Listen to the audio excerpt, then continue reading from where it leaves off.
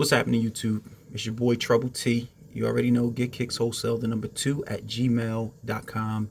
GETKICKZWHOLESALE, the number 2 at gmail.com. Felt like I had to do this video. I know it's been a long time before I left you guys with some content. Took a hiatus, very well needed hiatus. Had to get some things together in life that's significantly more important than the sneaker stuff or the sneaker education. But I'm back, and we're going to address real issues, man, in this sneaker community. And we're going to talk about how the wool is always being pulled over your eyes, and that you really fall for it. Like, you fall for it. A lot of you, not everybody, but a lot of you fall for it. And I feel like I needed to do this simply because people hit me up for wholesale information, which I still give out without a problem. And if you hit me up, I'm still willing to give it out. However, I will not, because there are many videos of me doing this, I will not answer any questions on real versus fake. I'll hit my head on the Jason mask. I will not address those because I have a significant amount of videos that talks about it. And if you want to know that information, basically, it's for sale. Like, I'll sell you the video series about it. I'll sell you the video series about the explanation of what people call UAs and how majority of the resale sneaker community is selling them. And I'm being generous with this number, but about 85%. Yeah. So not going to go over all that stuff.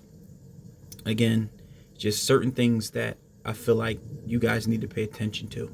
The first part of this conversation is, and this is going to probably be a multi-part video. The first part of this conversation is going to be the Jordan 1 trophy rooms. We talked about the same scenario, just with different shoes, like with the Jordan 12 wings, or the Jordan 5 trophy rooms. This go around is the Jordan 1 trophy rooms. 12,000 pair, supposedly. But yet, already, you see resellers and people with hundreds of pair. It's ridiculous. Again, if you don't have common sense and can't see these things for yourself, don't waste your time emailing me and asking me for information to a seller. You're just wasting your time. Or if you think you know real versus fake to a T, and you really are just taking other YouTubers or these sneaker boutiques or sneaker apps' word on what they say real versus fake is, don't waste your time. You get what I'm saying? Like you already know and have a preconceived notion of these things already. So it's no point in asking me. Now, if you really want to learn and are interested in learning, then feel free to hit me up. Do I charge for material? Yes. Do I knock people over the head for the material? No. You got people out here selling connects for $2,500 to $5,000. Excuse me.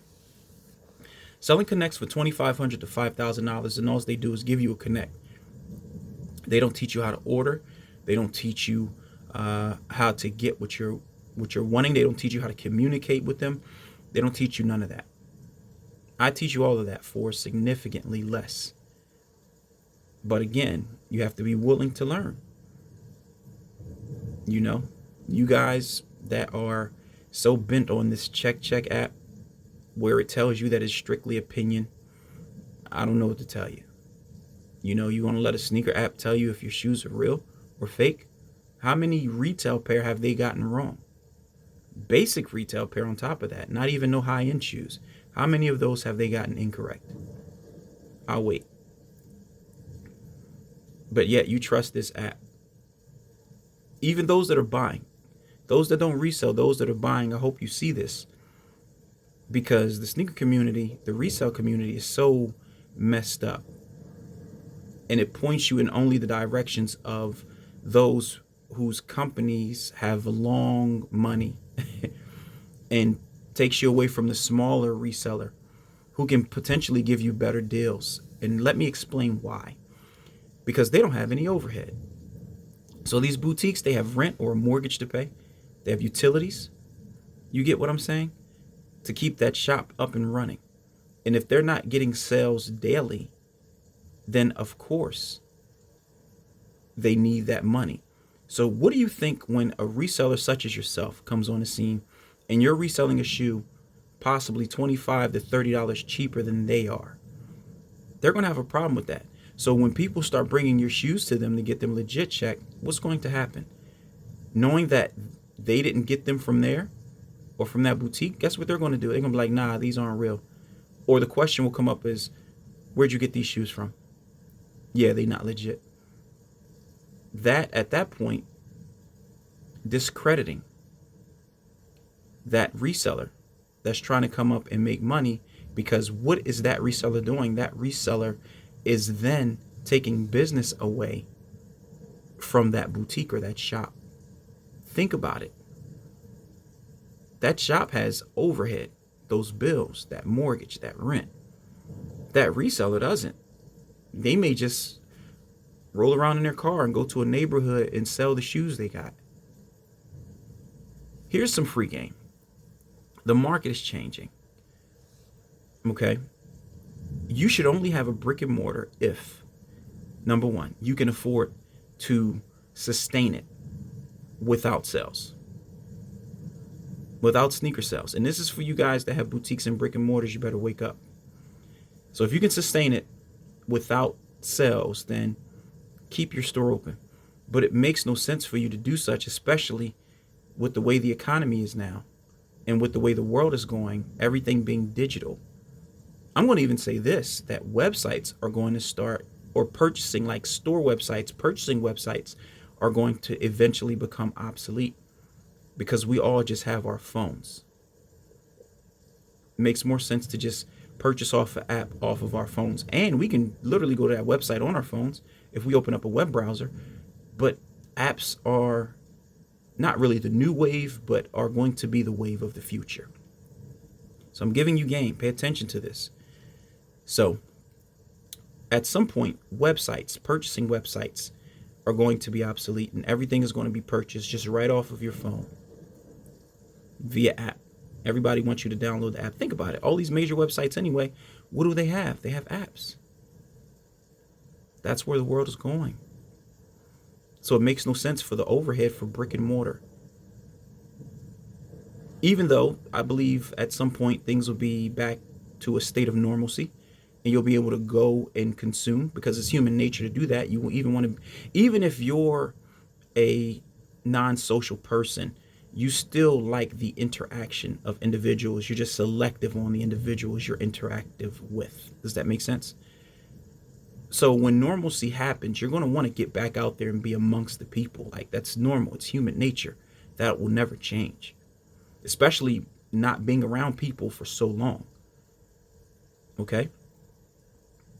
But again, with the way the economy is and not getting a jolt or a boost, or the boost that we need to restart or get the economy back going correctly, you think these stores are making the sales that they need to make daily that matches the bills? Why do you think the government is giving out all this PPP funding and EIDL funding to get these businesses back together? They don't have the money to operate a brick and mortar. It makes no sense. So if you're looking to start a brick and mortar, I honestly would think twice, or think 3 times actually. So back to what I was saying. You purchase from a brick and mortar, of course, or you're a reseller and a brick and mortar calls your stuff fake. Of course they're going to do that. Of course, because you're taking money from them. Let's look at it from a different perspective. You're taking money from them. Not that your shoes aren't legit. You're not helping them make any money to pay these bills. So of course they're going to slander your shoes. Think about it. It's a place up, well, not necessarily up my way, but more or less North Jersey area, I'm not too far from, that charges people for legit checks. And people gladly pay $20 per legit check for somebody's opinion. I have a lot of opinion for sell, people. I'll even charge you cheaper for my opinion. $20 per pair for a legit check for somebody's opinion, and people pay it. And people then take their word as golden and be mad at somebody else they got shoes from and be like, nah, these are fake. How? How are they fake? How do we know they're fake? Where did they get their information from? Oh, they got their information from another party, like a YouTuber. So where did that YouTuber get that information from? Oh, they're just guessing. They haven't been in factories and things like that produce shoes and know what provinces of Asia that or China that these shoes come out of. Oh, they don't know. They've never been. They never made that trip.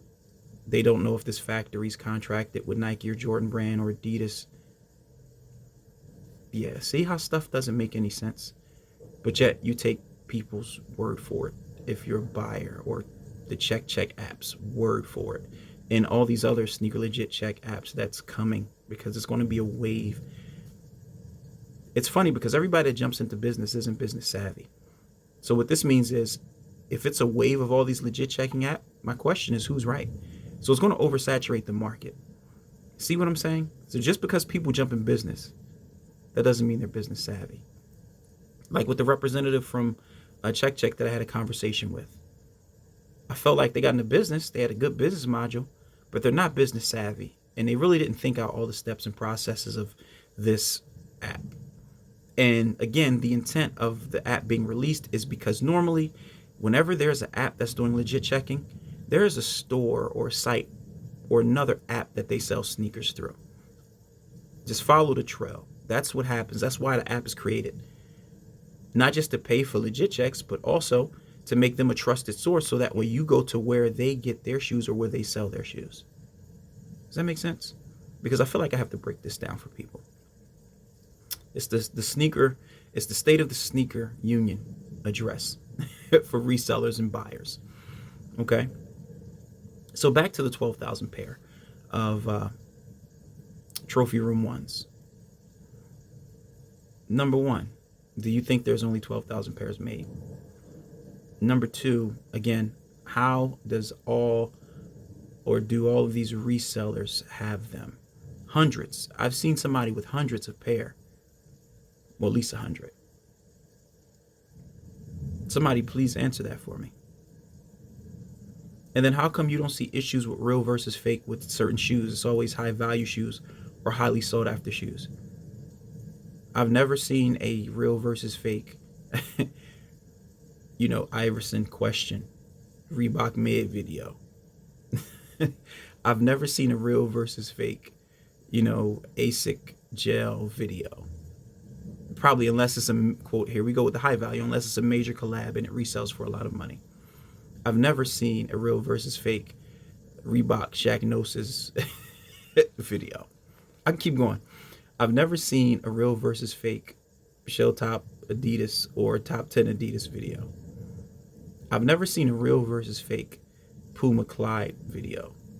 However, I have seen real versus fake Travis Scott 1s and Travis Scott 4 videos. I have seen real versus fake Off-White Jordan 1s, Off-White Jordan 4s, Off-White Jordan 5s, Off-White Dunks.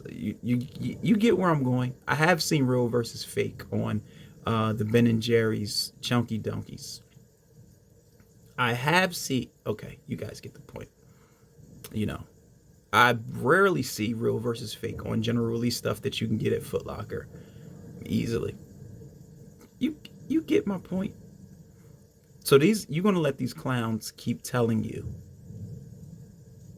what real versus fake is, and you just let them pull the wool over your eyes, and you're going to be a big dummy, as Fred Sanford will call Lamont, a big dummy, and just believe what you hear without any research.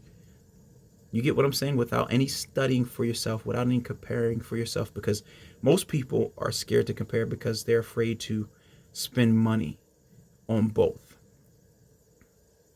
You get what I'm saying? All of this nonsense with the videos of the fakes are getting close. They're getting, oh my, you can't tell the difference. Why can't you tell the difference? If something is fake versus real, you'll be able to tell the difference. Some things are harder than others, of course, like counterfeit money, depending on, the intricacy of it being made. But with shoes, real versus fake is extremely obvious. And again, don't take my word for none of this.